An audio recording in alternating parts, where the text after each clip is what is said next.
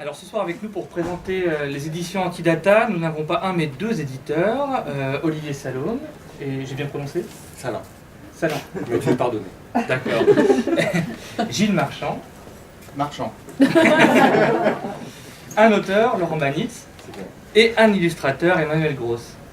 Alors on va commencer par la question la plus originale. Antidata, pourquoi ce nom? Pourquoi c'est moi qui dois répondre à la question? Est-ce que c'est toi qui as trouvé le nom? La question m'intéresse aussi. Ah bon? Ah oui, d'accord. Pas de répondre, c'est la question qui t'intéresse. La réponse t'intéresse, d'accord. Ah, ça démarre bien. Oui, d'accord. Alors, au départ, c'était pas une maison d'édition, ça a commencé par une revue sur Internet, une revue numérique, qui avait pour but d'éditer de la forme courte, et même très courte, puisque le but était qu'on n'ait pas besoin d'utiliser l'ascenseur sur un écran d'ordinateur. Donc voilà, c'était des textes très très très courts. Et quant au nom Antidata,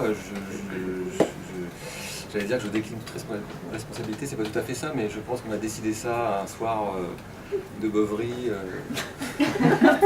Alors c'est expliqué dans un élan un peu pseudo-révolutionnaire, où on avait décidé qu'on allait faire quelque chose d'inhabituel, prendre les autoroutes de l'information à l'envers, parce que c'était l'époque d'Internet, donc anti-data, anti-données, je ne me rappelle plus, mais ça sonnait bien, ça commençait par la lettre A, qui est la première du dictionnaire, et donc qui est parmi les... dans les moteurs de recherche, elle se retrouve en tête en général. C'était à l'époque de Yahoo et la liste alphabétique. Voilà, il y avait un vague... non, il y avait une vague idée stratégique quand même. Ouais. Après, le reste s'est perdu dans le flou de la mémoire, je sais plus. C'était à l'époque où tu vivais beaucoup. Alors, c'est une excuse qui est quand même beaucoup revenue sur la préparation de soirée. Il était tard. Il était tard, on avait vu. On choisit les thèmes, enfin on y reviendra peut-être plus tard, mais les thèmes, on les choisit de la même manière, Voilà, pour les recueils collectifs. Donc ça, c'était à l'origine, c'était quand? C'était aux alentours de 99, tu m'as... C'était en 97. D'accord, Voilà. début... Un an avant la Coupe du Monde. Pardon? Un an avant la Coupe du Monde. Ouais. Et la maison d'édition elle-même date de 2004. Voilà, à un moment, on en a eu marre de faire des choses purement virtuelles. On se refait pas, donc on avait envie d'avoir des objets entre les mains, donc on a décidé de sortir des livres en 2004. Donc à l'origine, Antidata, c'était un site web, une revue sur le net, et c'était aussi un collectif d'auteurs. Oui, parce qu'on lançait des... Enfin, ça fonctionnait de... Comment ça s'est créé? Ça fonctionnait de façon thématique, donc chaque numéro était thématique et on lançait un appel à texte, comme on continue à le faire pour les recueils collectifs. Et donc on a rencontré plein d'auteurs de cette façon-là, et quand on a lancé la maison d'édition en 2004, bah, du coup on avait déjà pas mal d'auteurs sous la main, si je m'exprimais ainsi, et donc voilà. Et donc 2003-2004, lancement de la maison d'édition. Par quel projet vous avez commencé? Par un livre qui s'appelait L'Enfermement, en 3 mots. C'était déjà un recueil collectif? C'était un recueil collectif qui est épuisé depuis longtemps et qu'on songe à rééditer, mais voilà, ça va se faire, mais ça s'est vendu assez bien finalement. Il était édité à 300 exemplaires, mais il est parti, enfin les 300 exemplaires sont partis dans l'année. En partie grâce au fait qu'il y avait un des auteurs qui était le chanteur d'un groupe gothique qui s'appelle peut-être toujours, je ne sais pas si ça existe encore, Eros Necropsic. La nouvelle était vachement bien, mais le type était très connu dans le milieu gothique. Et apparemment les amateurs de musique gothique achètent tout ce qui sort, ils ont des revues en papier glacé, enfin ils achètent des disques évidemment. Et donc on a beaucoup vendu le recueil dans le milieu gothique, y compris dans des endroits qui n'étaient pas du tout des librairies d'ailleurs. Des cimetières. Et puis avec les sommes mirobolantes qu'on a récoltées après ce premier succès, on a poursuivi. D'accord, donc toujours sur la proposition de recueil collectif au début. Alors au début des recueils collectifs, mais enfin assez rapidement, puisque la deuxième sortie c'était Playlist, et Playlist... Il est à la caisse. Il est à la caisse. C'est le recueil d'un musicien qui s'appelle Alistair, c'est son nom de musicien. Et donc c'était notre deuxième sortie, donc là c'était pas un recueil collectif. Mais les recueils collectifs se sont poursuivis, on en sort un par an à peu près. Parfois deux, l'année dernière. D'accord, donc là en moyenne vous sortez combien de livres par an depuis 3 ou 4. D'accord. Donc toi tu es là depuis l'origine du projet, 97 et cette nuit de Le dernier survivant de la beuverie d'origine.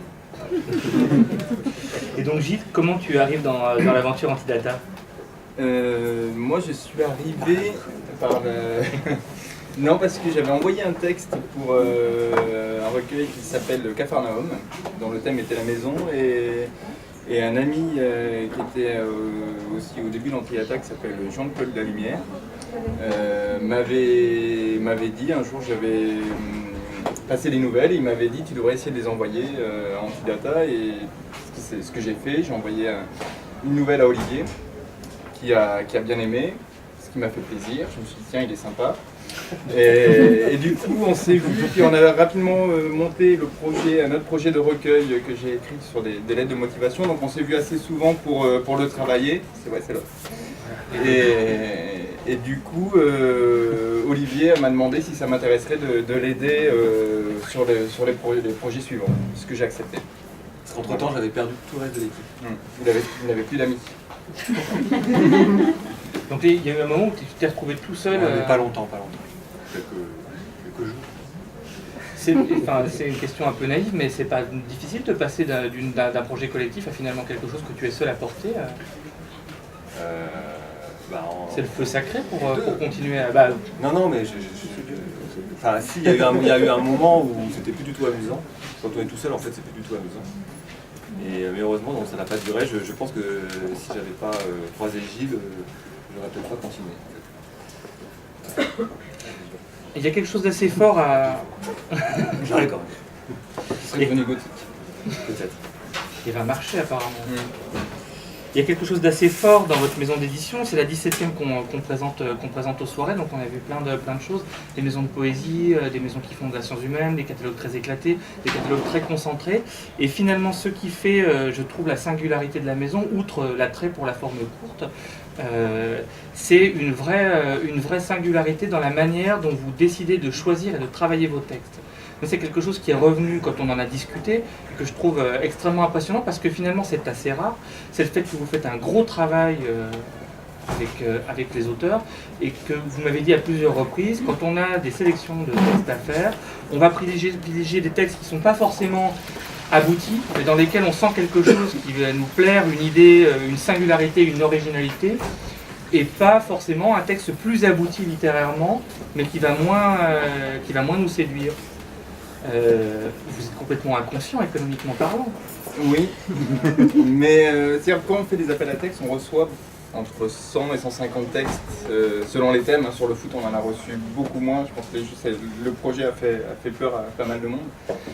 Ou a pas intéressé plutôt pas mal de monde. Et on reçoit entre 100 et 150 textes et c'est assez difficile quand on reçoit autant de textes qui sont relativement courts de se faire une idée. Donc il y a des textes qui ressortent, qui ne sont pas forcément, comme tu disais, les plus aboutis, mais qui sont des textes dans lesquels on sent qu'il y a quelque chose qui nous a touchés ou qui nous plaît ou qui est une autre manière de raconter une histoire et on a plus envie d'aller vers ça plutôt que vers des textes qui racontent bien une histoire, qui sont bien aboutis mais qui au final nous parlent moins. Donc très souvent on refuse des textes qui sont des bons textes, mais c'est un choix qu'on fait. On préfère faire retravailler un jeune auteur et lui expliquer ce qui nous paraît bien dans son texte et ce qui nous paraît un peu plus bancal, de manière à arriver à quelque chose d'abouti et qui tient la route, quoi.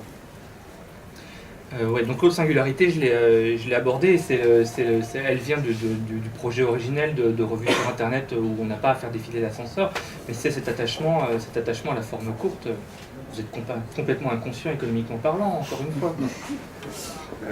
Peut-être, sûrement même, mais au moins on a le bénéfice symbolique de se sentir un petit peu utile, puisque c'est vrai que quand on a commencé, le fait d'éditer des textes courts, il y a déjà tellement d'éditeurs qui sortent des romans que je pense que si on avait sorti des romans, on se serait senti peu légitime, parce qu'on n'est pas forcément du milieu de l'édition à la base, donc voilà. Alors que là, au moins, on pouvait se dire, les autres le font pas beaucoup, ça, c'est un peu négligé, donc allons-y.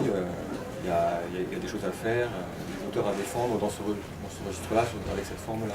C'est un apprentissage sur le tas pour vous, l'édition? Ah bah oui, complètement. D'accord, pas du tout de formation, pas de... Moi un peu moins, mais l'édition littéraire.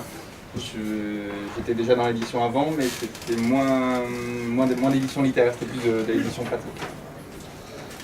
Alors tout ça, ça donne finalement des textes assez variés, des fois très différents. Sur les recueils thématiques, ça va être l'approche d'un thème par plein de biais différents. Il y a aussi des recueils individuels.